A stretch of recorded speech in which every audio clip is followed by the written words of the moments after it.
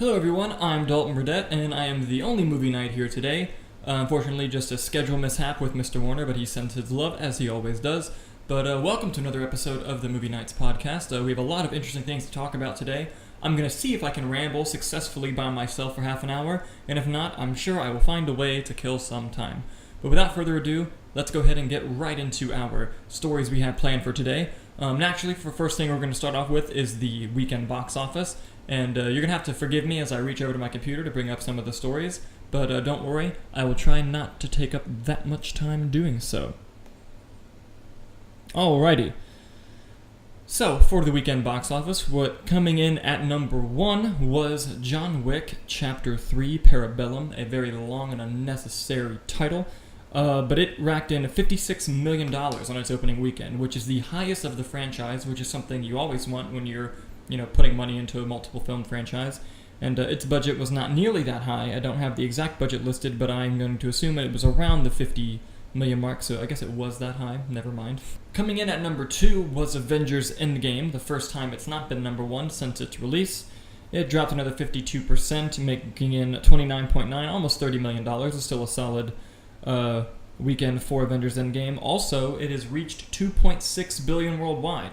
It's only maybe a little bit more than 150 away from Avatar's worldwide all-time highest-grossing movie record. It did pass them domestically, but it still got that worldwide number to reach. I don't think it will pass for Force Awakens domestically, though, which that's something I've always kind of stuck to my guns to, but I've flipped on the Avatar thing a bit. Coming in third was Detective Pikachu, making another $25.1 million, dropping 53% from its last weekend. Coming in fourth was A Dog's Journey, which opened to $8 million. And coming in at number 5 was The Hustle, making another $6 million. Going down a little bit further on the list, another movie that opened last week was The Sun Is Also a Star. It only made $2 million its opening weekend. I'm sure its budget wasn't that high, but that's still not a very good start for a movie that probably the studio wished would do a lot better than it actually did. Pretty, solid standard box office. It was cool to see John Wick not only come in number 1, but come in that high. I believe the first one made 14, the next one was 40-something, and then now this one made almost $57 million on its opening weekend. It's awesome, especially for an R-rated film franchise. And we will get to my review of John Wick Chapter 3 at the end of the episode, so just stick around. But moving on to our next story. This one comes to us from Deadline. James Gunn has given his first interview since his whole firing, rehiring over at Marvel, and Deadline got to sit down and do an interview with him, just kind of talking about the situation and the new Suicide Squad movie he's also doing, and just how the whole thing really kind of went in and out of his head. And I'm not going to pull direct quotes. You can pull up the article if you want. It's on Deadline.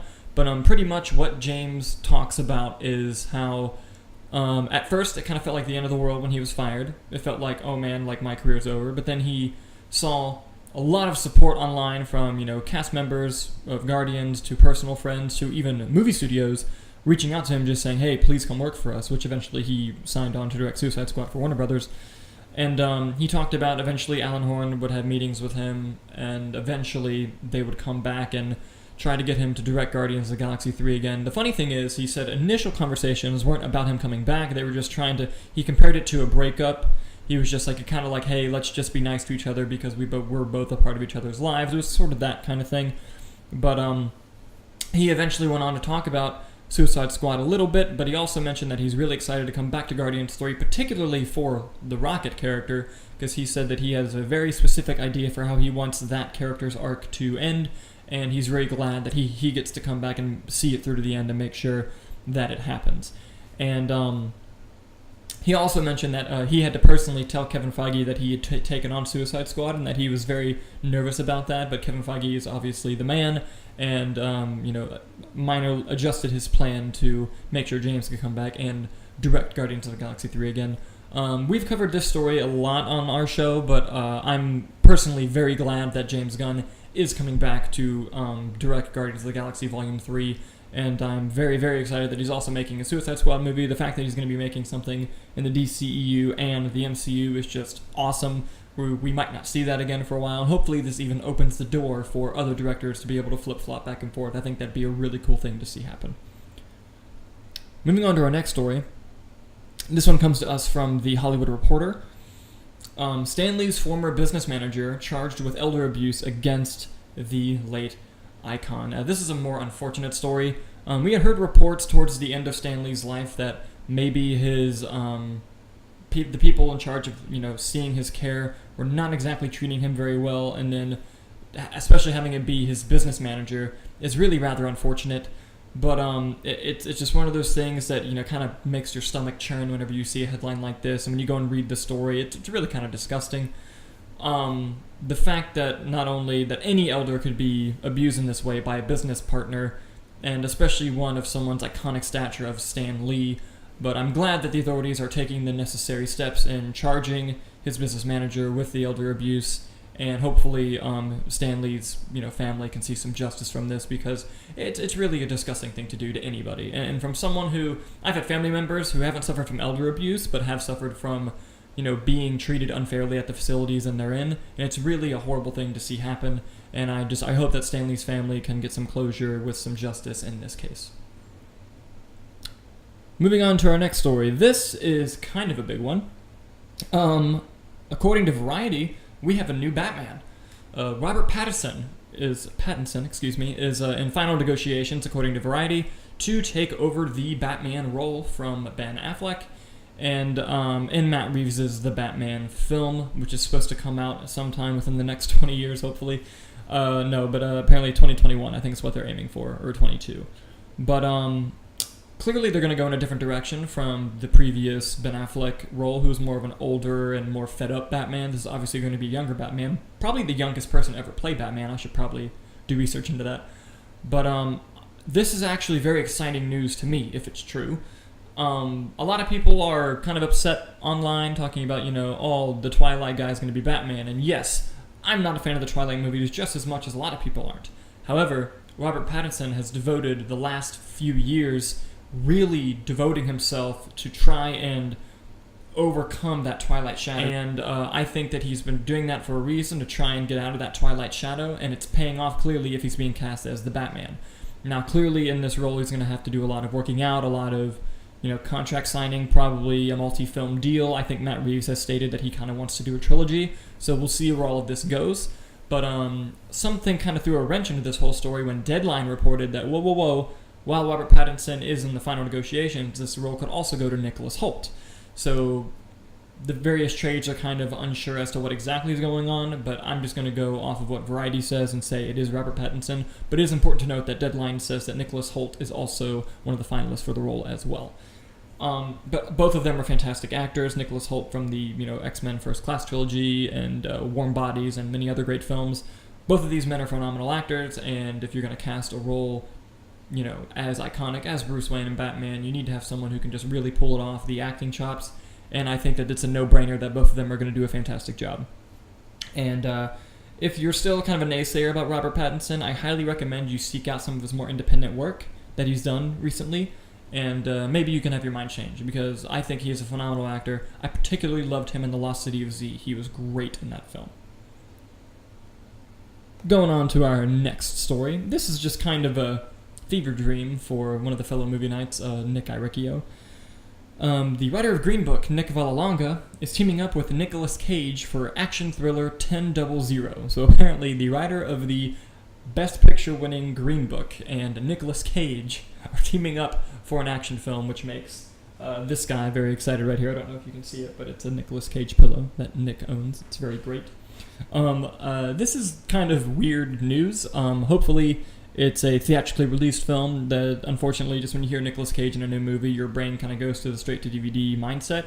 But with a writer like Nick Vallelonga, who's written an Academy Award-winning screenplay, you never know. It could be an excellent film. And obviously, hopefully it is.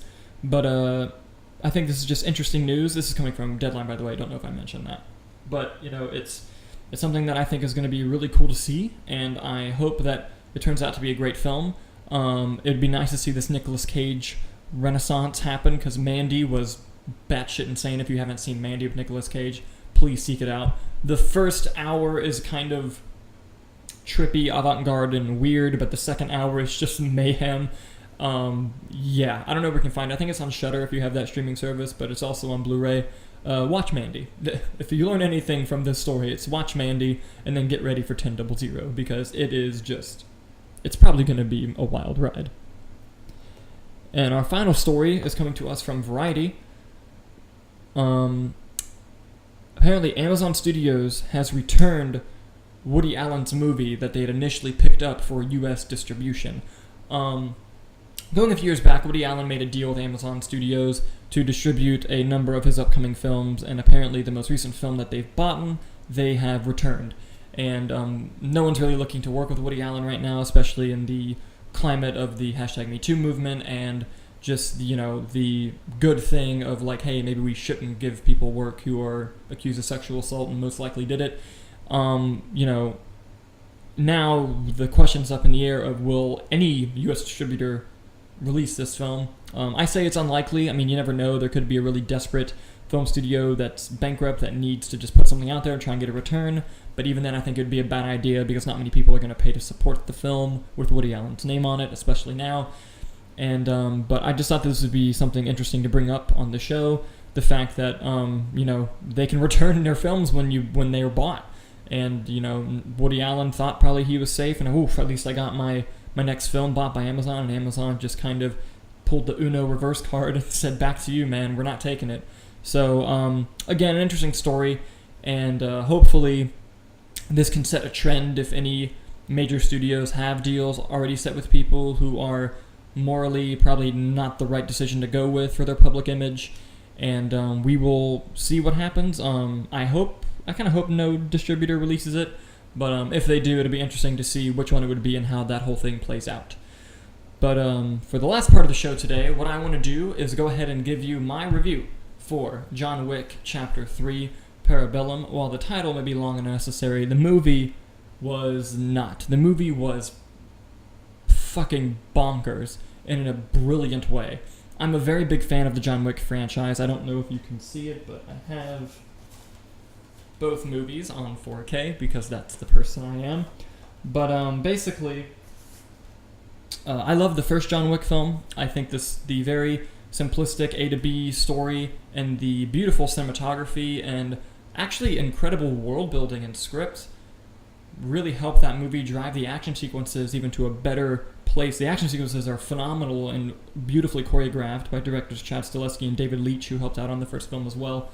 And the way that it was able to create its own mythology in like almost a very comic book-esque type way was fascinating. And I think that seeing that movie succeed was really nice, but then they made a second film. And a second film that, I won't lie, I was a little bit worried about because the second film had a really big task. It had to justify its own existence because the first John Wick didn't really merit a sequel.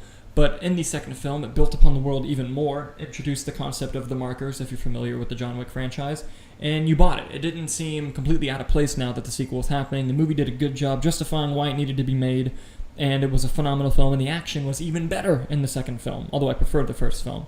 And this film, John Wick Chapter 3, just takes it to a new height. Like, the action choreography and the action scenes are unbelievable. Like, you think it can't get better with each film that you see, and now it does every time. And adding on that, Keanu Reeves is in his 40s, or late, maybe even early 50s, and he's still able to pull off this stunt work for, like, and the only stunts he really doesn't do is, like, getting hit by a car and the falls and things like that. But his action scenes, he's doing phenomenal, and the Halle Berry's in this film, and she kicks so much ass. She actually trained 2 dogs for like 6 months, and the dogs have fight scenes. The dogs have fight scenes in the movie. It's crazy. And what this film does is much like the second film. It builds within the mythology of the John Wick world, and it introduces topics that are even more compelling, more incredible than the first time around. And it was just truly remarkable to see. And the way that it was able to just balance everything, and especially the finale of this movie is incredible. I've already said it, but I need to emphasize how incredible the action sequences are. And I'm not going to get into spoilers, but when I say that the story enriches and you find out more about this world, you also find out more about John Wick, but not in a very on-your-nose way, in a very subtle background way. And I'm a big fan of visual storytelling, and I hate expository dialogue. And this whole franchise does that very, very well. And while I think John Wick Chapter 3 is my second favorite of the John Wick movies behind the first one, and I don't hate the second one, I still love the second one, but I think John Wick 3 is probably my second favorite movie of the franchise, and it's one of my favorite movies of the year. I haven't even thought about where it ranks yet, but it's up there. John Wick Chapter 3 was fucking awesome, and I'm definitely going to see it again. I saw it with a really awesome audience too. Like, everyone was in it, just like, ooh, wow, to every single action sequence. It was a great time at the theater. And again, I love this franchise. And something I didn't think they would do is actually set up a John Wick Chapter 4. And it actually just got confirmed yesterday that John Wick Chapter 4 will be opening in May of 2021.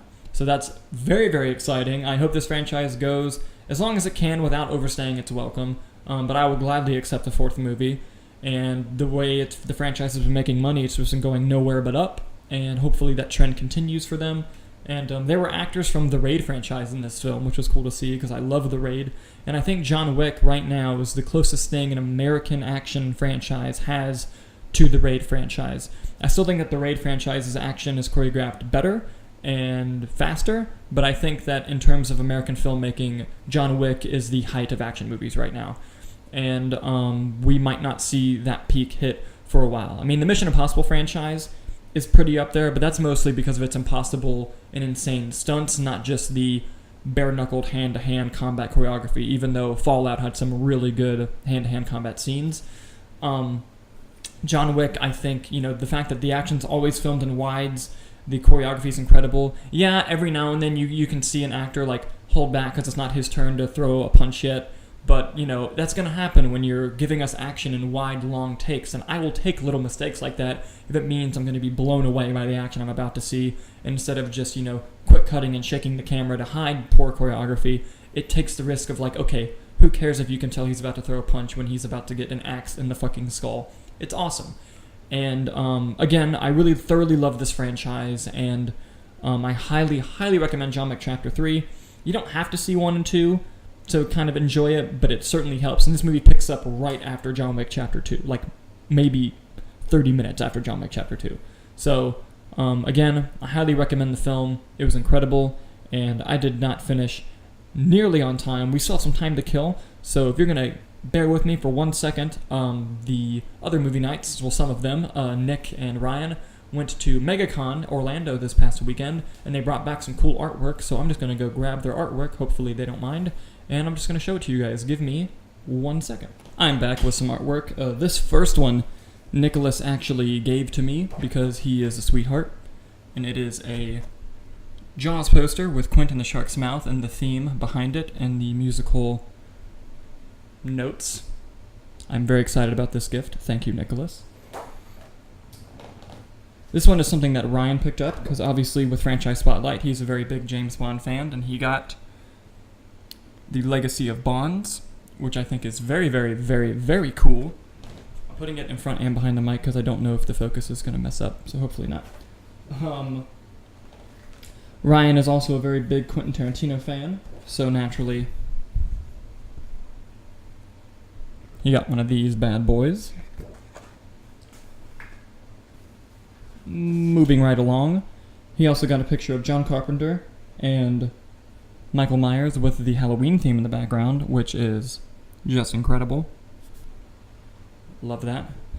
Again, anyone who's watching us for any period of time knows he's a big Halloween fan. He also got this bad boy, and anyone who would go to any Comic-Con knows exactly who that is. Just the best. And then he got this one. I'm very jealous of this one. This one's incredible. Fucking look at this. It is the Jaws poster with a bloody shark and the girl swimming on top. Absolutely incredible artwork. Nick got this and he's really excited about it. It's a beautiful drawing of Spider-Man with the vulture behind him, mirroring the shot in Homecoming of him trying to hold the boat together. Really, really cool stuff. Nick also got this Back to the Future artwork, which I think is awesome. Just a few more left. Look at this fucking Aliens artwork. Look at how insanely beautiful and awesome that is. Like, it's not even fair, really. Speaking of which, when are they going to release Aliens on 4K? I have the first Alien on 4K, and it's awesome, but we need Aliens, too. Come on. And then, of course, Clockwork Orange artwork in a really rad dad sense of the way. Artwork's very underrated, and especially from just passionate fans who really just want to show their love and sell it. So, if you see artwork of something that you like made by someone who's just trying to do it for fun, buy it from them. It's really awesome, as you can see. But that's all the time we're going to have for today, everybody. Thank you so much for listening, and we will see you next time.